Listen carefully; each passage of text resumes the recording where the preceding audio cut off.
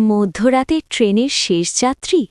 রাত ঠিক 12:17 ট্রেনটা থামল, আর সেই মুহূর্তেই আমি বুঝে গেলাম কিছু একটা ভুল হচ্ছে। আমি জানতাম এই স্টেশনটা বহু বছর আগেই বন্ধ হয়ে গেছে, তবুও দরজা খুলে গেল, যেন কেউ নামবে বা উঠবে। কিন্তু পুরো বগিতে তখন শুধু একজন মানুষ, আমি। আমি জানালার বাইরে তাকালাম, চারপাশে অদ্ভুত অন্ধকার, কোনো লাইট নেই, কোনো মানুষের শব্দ নেই, এমনকি বাতাসের শব্দটুকুও না।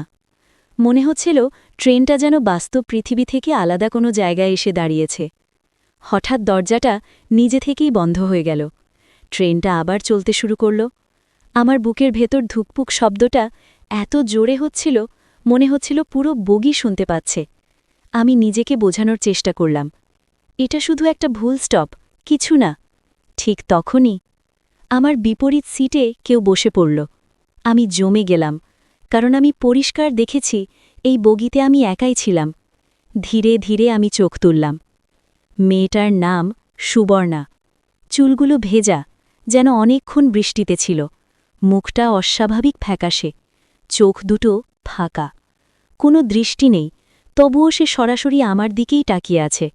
সে হালকা হাসল। তুমি কি আমার জায়গায় বসে আছো? আমার গলা শুকিয়ে গেল, কথা বেরোচ্ছিল না। আমি শুধু মাথা নেড়ে না বললাম। সে আবার বলল, এবার একটু নিচু গলায়, এই সিটটা আমার, আমি প্রতিদিন এখানে বসি। আমি কাঁপা গলায় বললাম, আমি তো জানতাম না, আপনি চাইলে আমি উঠে। না, সে হঠাৎ থামিয়ে দিল, তারপর ধীরে ধীরে সামনে ঝুঁকল। তুমি এখন উঠতে পারবে না। আমার শরীর ঠান্ডা হয়ে গেল। কেন? আমি কোনো রকমে জিজ্ঞেস করলাম। সে জানালার দিকে তাকালো, আমিও তাকালাম, কিন্তু বাইরে কিছুই নেই, না রেল লাইন, না স্টেশন, না কোনো শহর, শুধু অন্ধকার, ঘন, নিঃশ্বাস বন্ধ করা অন্ধকার। কারণ সে আবার আমার দিকে তাকালো। এই চেনটা আর জীবিতদের জন্য থামে না। আমার মাথা ঝিমঝিম করতে লাগল। আমি হঠাৎ মনে করার চেষ্টা করলাম, আমি এই ট্রেনে উঠলাম কখন, শেষ কি মনে আছে। একটা ফোন কল, তারপর তাড়াহুড়ো করে স্টেশনে যাওয়া, আর তারপর কিছুই মনে নেই। আপনি কে? আমি জিজ্ঞেস করলাম। সে ধীরে ধীরে হাসল। আমি? একটু থেমে বলল, আমি এই ট্রেনের শেষ যাত্রী ছিলাম, ঠিক তোমার আগে। আমার বুকের ভেতরটা কেঁপে উঠল। মানে? সে উঠে দাঁড়াল, তার পায়ের নিচে কোনো শব্দ হল না। অনেক বছর আগে, সে বলতে শুরু করল, এই ট্রেনটা একটা দুর্ঘটনায় পড়েছিল, মাঝরাতে, এই লাইনেই। কেউ বাঁচেনি। আমার নিঃশ্বাস বন্ধ হয়ে আসছিল। কিন্তু সে আবার বসে পড়ল। কিছু মানুষ এখনও নামে না, তারা অপেক্ষা করে, পরের জনের জন্য।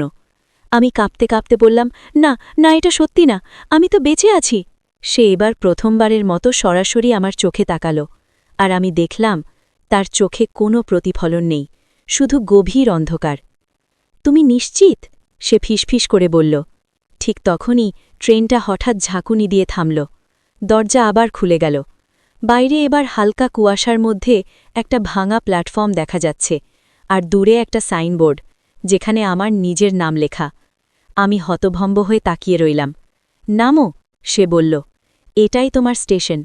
আমি মাথা নেড়ে পিছিয়ে এলাম। না না, আমি নামব না। সে হঠাৎ আমার হাত চেপে ধরল। তার হাত বরফের মতো ঠান্ডা। সবাই প্রথমে না বলে, তারপর থেকে যায়। আমি চিৎকার করার চেষ্টা করলাম, কিন্তু কোনো শব্দ বেরোল না। ট্রেনটা আবার চলতে শুরু করল। দরজা বন্ধ হয়ে গেল। আমি এখনও সেই সিটে বসে আছি, আর আমার সামনে আর একজন বসে আছে। সে ধীরে ধীরে আমার দিকে তাকিয়ে বলল, তুমি কি আমার জায়গায় বসে আছো? যদি গল্পটা ভালো লাগে, লাইক, কমেন্ট আর শেয়ার করে দেবেন, আর এমন আরও ভয়ঙ্কর গল্প পেতে চ্যানেলটি সাবস্ক্রাইব করে রাখবেন।